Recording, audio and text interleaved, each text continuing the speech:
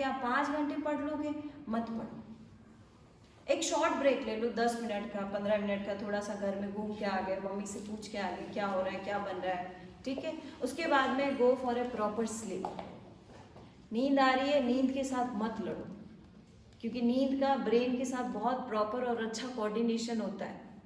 कई बच्चे ऐसे होते हैं जिनको शुरू से ही बहुत नींद आती है, वो मम्मी कहती है मैडम नहीं उठाओ ना, 12 बजे तक नहीं उठेगी।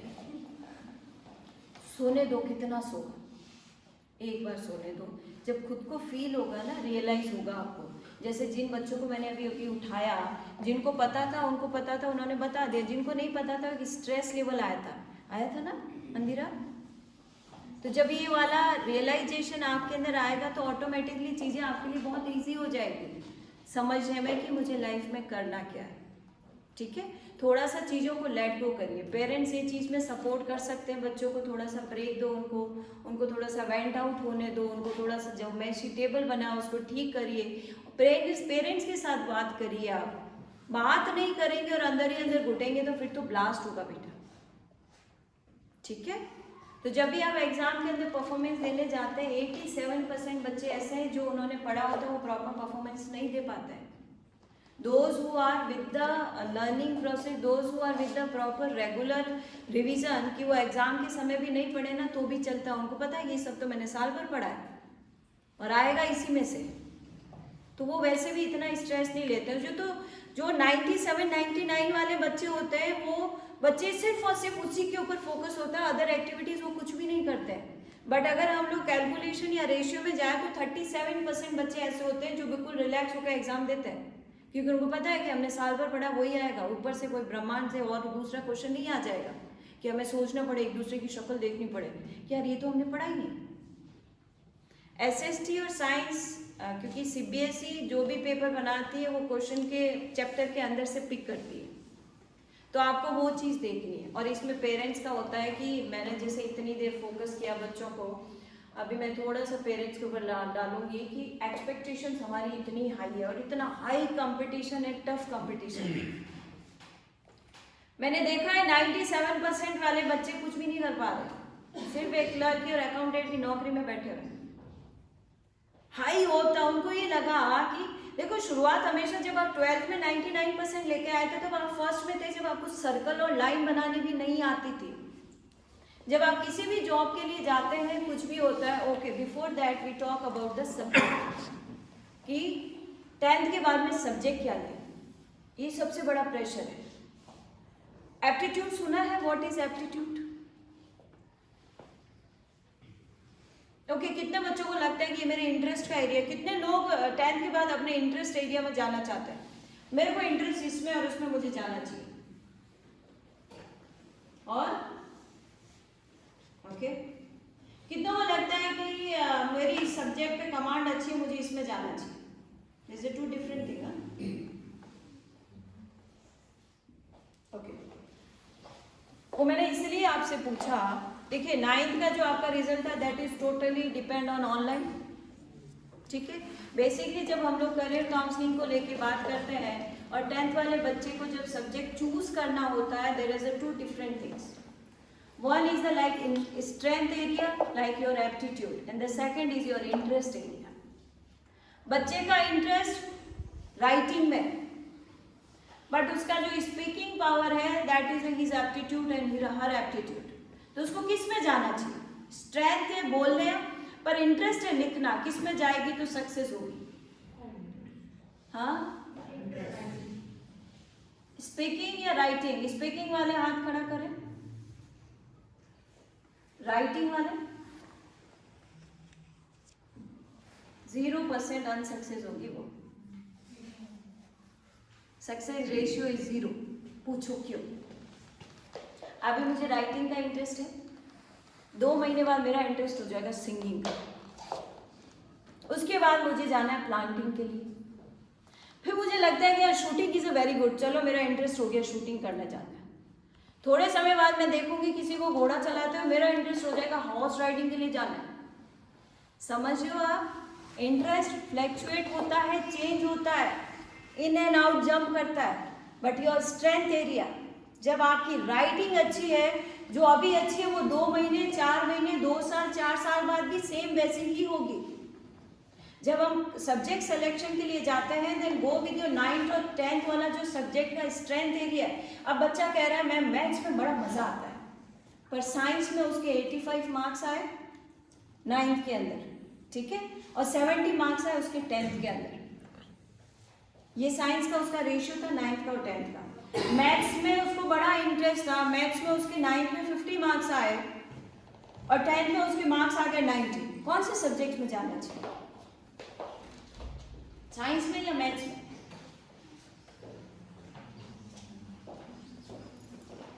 थोड़ा सा कंफ्यूजन लग रहा है, गो विथ साइंस, क्योंकि जो इंटरेस्ट आपका मैथ्स में है वो इंटरेस्ट 2 महीने बाद एसएसटी में भी आ सकता है।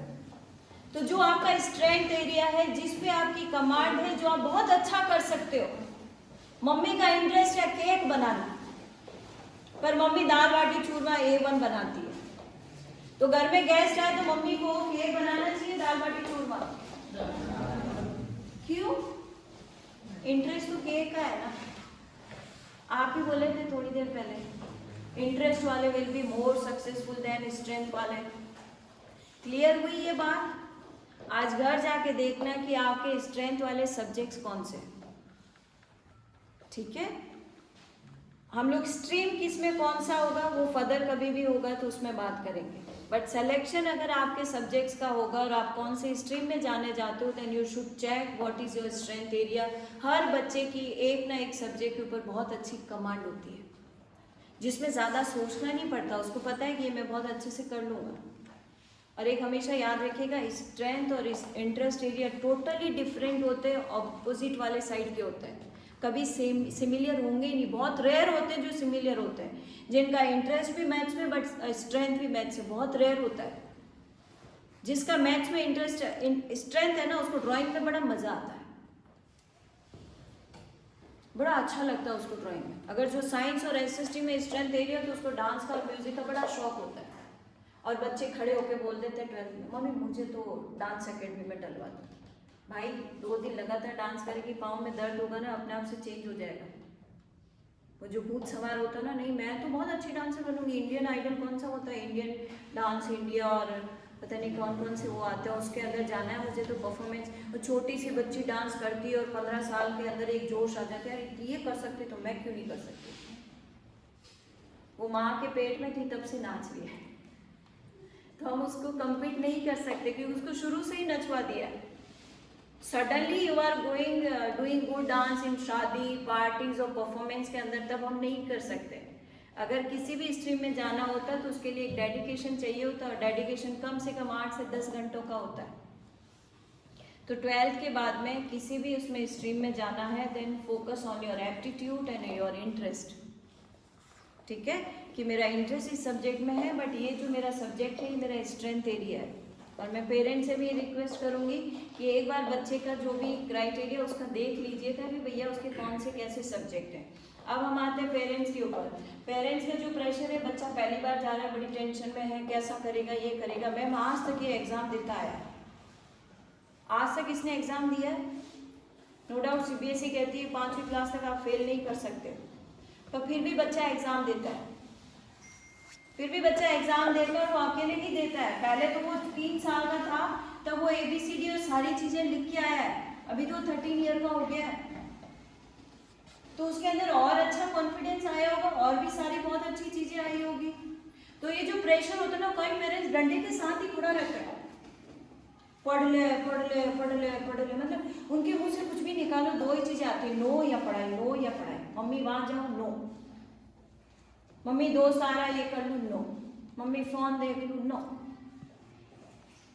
और दूसरा ये है कि अपने बच्चों को कंपेयर मत करिए किसी के भी साथ में। Each and every child have a unique quality. जो क्वालिटी आपके बच्चे के अंदर है वो किसी भी तरह की हो सकती है, वो अपने आप से पॉलिश होकर आपके सामने आएगी। वो क्वालिटी किसी दुनिया के दूसरे बच्चे में नहीं होगी। तो अपने बच्चे की क्वालिटीज को समझिए, उसको प्रेशराइज बिल्कुल भी नहीं करना है। और exam is not like a phobia कि भैया एग्जाम आ गया। कुछ बच्चों को मैंने देखा लूज मोशन शुरू हो जाते हैं, एक चीज़ अपने ऊपर देख लो, आप विश्वास कर लो, और पेरेंट्स भी इस चीज़ पे ट्रस्ट कर ले कि जो चीज़ें हमने साल भर पढ़ी है, जो चीज़ों को मैंने प्रॉपर तरीके से रिवाइज किया है, रीडिंग किया, वही एग्जाम में आएगा, नया कुछ नहीं आएगा। और इसके लिए प्रिपेयर कर सकते हैं पेरेंट्स। दूसरा, ये जो टफ कंपटीशन होता है, फ्रेंकली मैं आपको बता रही हूँ कि जो 99% वाले, सिर्फ 10% लोग ही सक्सेसफुल होते हैं। बहुत बुरा लगता है सुन के कि हमने 85 लाए, 90 लाए, हमने क्या, 99% के सिर्फ 10% लोग सक्सेसफुल होते हैं। उन्होंने इमोशनली खुद को डेवलप नहीं किया होता, उन्होंने फिजिकली खुद को डेवलप नहीं किया होता, उन्होंने सोशली खुद को डेवलप नहीं किया होता है। जब थोड़ा सा आप आगे जाते हो और आपको 70% आते हैं, तो उसको लगता है कि मुझे दुनिया का सबसे बड़ा झटका लगा है, I was the topper from the starting, मेरे साथ ही क्या हो गया, द कमिटेड सुसाइड। अपने बच्चों को मशीन नहीं बनाना है। फिर दूसरा, कुछ हमारे मारवाड़ी पेरेंट्स होते हैं, कहीं गैली बात करें, फेल हम भी हुए। बहुत सिंपल सी वाली जो होता है ना कि भैया क्या बात कर रहे हो, ऐसे कोई बच्चा कैसे कर सकता है, और वो करते हैं। इतना प्रेशर वो नहीं झेल पाते हैं, क्योंकि वो सिर्फ कुरकुरे और फ्रूटी की बोतल में बड़े हुए हैं। उन्होंने नहीं जाके बाहर देखा है कि सोसाइटी में क्या हो रहा है। वहीं पे जो एवरेज स्टूडेंट होते हैं, वो लाइफ में बहुत अथाह और बड़ा कर लेते हैं। लोगों को लगता है बिल्कुल ही नहीं पढ़ता था, ये तो पीछे बैठा रहता था, टीचर्स सबसे ज्यादा इसकी बैंड हो जाती थी, तो उसमें और ज्यादा इनसिक्योरिटी आ जाती है कि भाई इसने कर दिया, मैं नहीं कर पाया, मेरा दुनिया में जरूरत नहीं है, चलो निकलो इस दुनिया से। नहीं है नेसेसरी। आप जो कर रहे हो, जैसा कर रहे हो, बहुत अच्छा कर रहे हो। सिर्फ खुद पे विश्वास रखना है। पेरेंट्स का है कि बच्चा अगर कंटिन्यू बहुत देर से पढ़ रहा है, सिर्फ उसको चेक करिए, ये मत चेक करिए चुप चुप के पढ़ रहा है नहीं पढ़ रहा है, कितना पढ़ लिया, कितना कोर्स बाकी है, रिवीजन किस तरीके से कर रहे हो, कितनी बार रिवीजन कर लिया। पढ़ाई के बीच में थोड़ा सा उसको ब्रेक करिए, उसको अपने साथ लेके जाइए, थोड़ा बाहर घुमा के लाइए। अगर उसको गेम खेलने का शौक है तो उसको बोलिए गेम खेले, टीवी देखने का शौक है तो उसको बोलिए टीवी देखे। पर during that examination timing you should take care of his and her diet and water solution. इन दो चीज़ों का बिल्कुल ध्यान रखिए। आपकी कोई क्वेरी से कुछ भी है तो आप पूछ सकते हैं। मेरी तरफ से डन।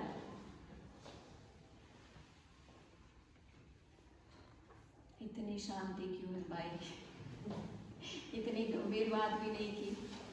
हाँ, इतना प्रॉपर तरीके से कि बच्चे हंसते भी रहे, सुनते रहिए, उस चीज का ध्यान रखा। Any doubt? पढ़ाई आज से शुरू करेंगे, कल से? मुझे याद है कि जब मैं I was working with APS army public school, तो वहाँ it's like a kind of mini India. फौज वाले बच्चे वहाँ आते थे और हर 3 साल में ट्रांसफर्स होती रहती थी। And the strength is 5 to 6,000। In a one day, I handle around 15 to 1,600 students in a one day. तो जैसे ही PTM होता था, वो बच्चे आते थे, कई लोगों को आदत हो गई थी, हमारी तो दिवाली या होली आ गई, क्योंकि वो जैसे ही रिजल्ट आएगा, मम्मी या पापा उसी समय बेल्ट निकाल के घर, स्कूल से लेकर घर तक उसको सूट तवा लेके जाएंगे। ऐसा अनुभव है आपका? है या नहीं है? होगा भी तो भी क्यों बताएंगे, बेइज्जती हो जाएगी। हाँ, क्योंकि इंडियंस में बच्चे ज्यादा पैम्पर्ड नहीं होते हैं। पेरेंट्स चाहते हैं रफ एंड टफ बने, अब चाहे थप्पड़ खा के भी बनना पड़े। और ऐसा आज तक कभी रिकॉर्ड हुआ नहीं कि किसी मम्मी पापा ने हाथ न उठाया हो। नहीं उठाया, you are blessed, good, God bless you. वो मम्मी सामने है तो वैसे भी नहीं बोलेंगे, वैसे भी नहीं बोलेंगे, बट दैट्स गुड। तो प्रेशराइज नहीं होना, रिजल्ट जो होगा बहुत अच्छा आएगा, ठीक है। बट ऐसा नहीं कि आप खुद के साथ चीटिंग करें और उसी फॉर्म में रहे कि मम्मी को बेवकूफ़ बना दिया, पापा को बना दिया, फिर जिंदगी आपको बेवकूफ़ बना देगी, ठीक है। तो उस चीज़ से बाहर निकलिए, ट्रस्ट करिए खुद पे, पेरेंट्स को कन्विंस करिए, पेरेंट्स को समझाइए, बताइए मेरा ये कोर्स आ रहा है, मैं इस तरीके से पढ़ रहा हूँ।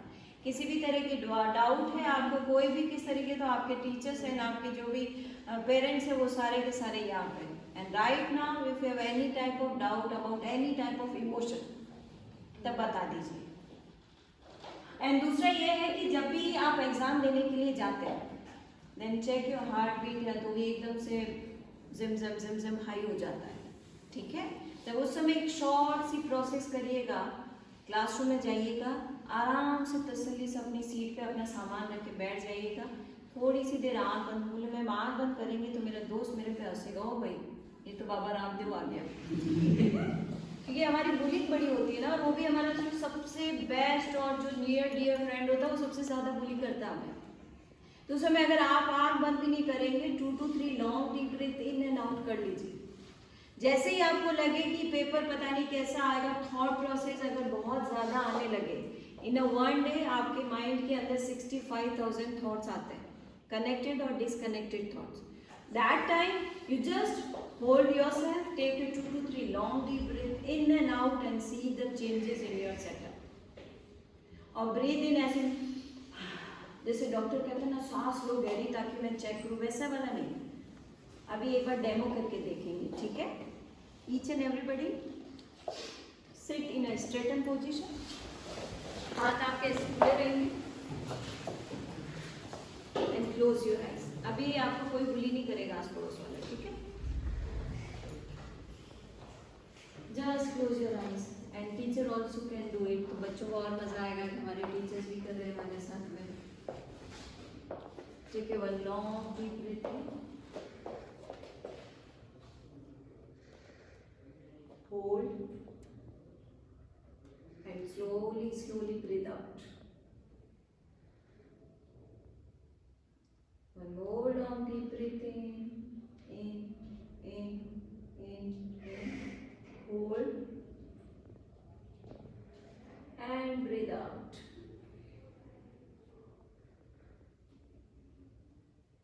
One more long deep breath in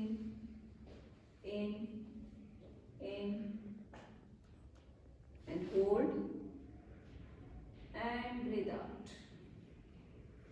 Now open your eyes। मात्र 50 सेकेंड का काम है। अच्छा लगा? दिन में 2 से 3 बार खुद को एहसास दिलाइए कि यस आई एम अलाइव। वो तो ठीक है, शुक्र करें ऊपर वाले का कि हमारा ब्रीदिंग प्रोसेस ऑटोमेटिक है। नहीं तो न्यूज आती बच्चे को ले जाओ सांस लेना भूल गया था और हम सच में भूल जाते हैं, हमें रियलाइज होता है। And thanks to stress, anxiety और जो भी इमोशनल नेगेटिव फॉर्म्स होते हैं उनको थैंक्स बोलिए, हमें एहसास कराते हैं कि आप ब्रीदिंग। जब एंजाइटी स्ट्रेस होता है कितनी सांस लंबी और छोटी हो जाती है, समझ रहे हो। तो थैंक्स टू दैट इमोशंस कि वो हमें रियलाइज करवाते हैं वी आर लाइव। तो अपनी उस लाइवनेस को कायम रखने के लिए सिर्फ 2 से 3 बार ब्रीथ इन एंड आउट कर लीजिए। पढ़ने बैठते उससे पहले ब्रीथ इन एंड आउट करिए and start talking with your books. कई बच्चे कहते हैं इतना फियर होता है उनको, मैम साइंस से मैथ से बहुत ज्यादा फियर हो रहा है, क्या करें। Start talking with your books. शुरू से बचपन से आपके साथ में वही मैथ्स और वही साइंस सिर्फ अपडेट होती गई। तो बस उसके साथ में बात करना। अब ये नहीं है कि मैम कैसे बात करें, मम्मी क्या सोचेगी, बच्चा पागल हो गया किताबों से बातें करना। At least you should give the proper regard and proper respect to your books. हाँ, thank you so much, because of you today I am sitting here, बस इतना बोल। और ये जो ब्रीथ इन एंड आउट है, बाद में किसी भी सेंटर में जाके और बहुत सारे मेडिटेशंस करने पड़े, this is the short meditation. मतलब जिंदगी भर ये कर लो तब भी कोई चीज की जरूरत नहीं, कुछ नहीं। आँख बंद नहीं होती, कई बच्चे इतने बच्चों में आते हैं मैम आँख बंद नहीं हो रही, भाई आँख खोल के कर लो, पर सांस तो लो, ठीक है। So thank you so much, आपने इतना ध्यान से सुना है। All the best and best wishes with you all and parents. Again I request you all, बच्चे हमारे हैं, पड़ोस से मांग के नहीं लाए हैं, कंपटीशन नहीं है कि भैया तू नहीं आया अच्छे से, तेरा 80-90% नहीं आया तो फिर देख तू मैं बताता हूँ तुझे। नहीं, ये लोग उनको पता है कि उनको लाइफ में क्या करना है, सिर्फ एक प्रॉपर सपोर्ट सिस्टम की जरूरत है। वो आप अच्छा सपोर्ट दीजिए, अच्छा खिलाइए पिलाइए, उनके साथ बैठिए, बातें करिए। अगर उनको कुछ नहीं आ रहा है तो समझाइए, प्रेशराइज मत करिए। जो एग्जाम उसने पहली क्लास में दिया था उसमें स्ट्रेस था आपको, कौन सा 10th में पहली में क्यों है, क्या हुआ, फेल थोड़ी होगा। तो तो वो जो कॉन्फिडेंस जो कैजुअलिटी आपकी उस समय थी वही कैजुअलिटी आप इसी समय कैजुअल वाला बिहेवियर आप अभी रखिए, कुछ नहीं होगा। बच्चे को सिर्फ इतना बोलो, बेटा you are more important for me, बस इतना बोलिए। बच्चा कितना अच्छा करके बोल देता आपको, सिर्फ इतना बोल दीजिए कि मेरे लिए तू ज्यादा इम्पोर्टेंट है, बच्चा अपनी जान डाल देगा एग्जाम। बस वो ट्रस्ट चाहिए बच्चों को अपने पेरेंट्स से, जो सबसे ज्यादा कहते हैं ना my parents are my bear, उनके पास चॉइस नहीं होती है। बच्चों के पास दो चीज की चॉइस बिल्कुल भी नहीं है, प्रिंसिपल को बदलेगी और पेरेंट्स को बदल देगी, क्लास टीचर तो फिर भी नेक्स्ट ईयर बदल जाएगा। तो बस वो चीज कायम रखिए, बाकी सब कुछ बहुत अच्छा, आपके बच्चे बहुत अच्छे हैं, सब बहुत अच्छा कर रहे हैं। एंड देखो आप मुस्कुराते हो और भी अच्छा लग रहा है। Thank you so much.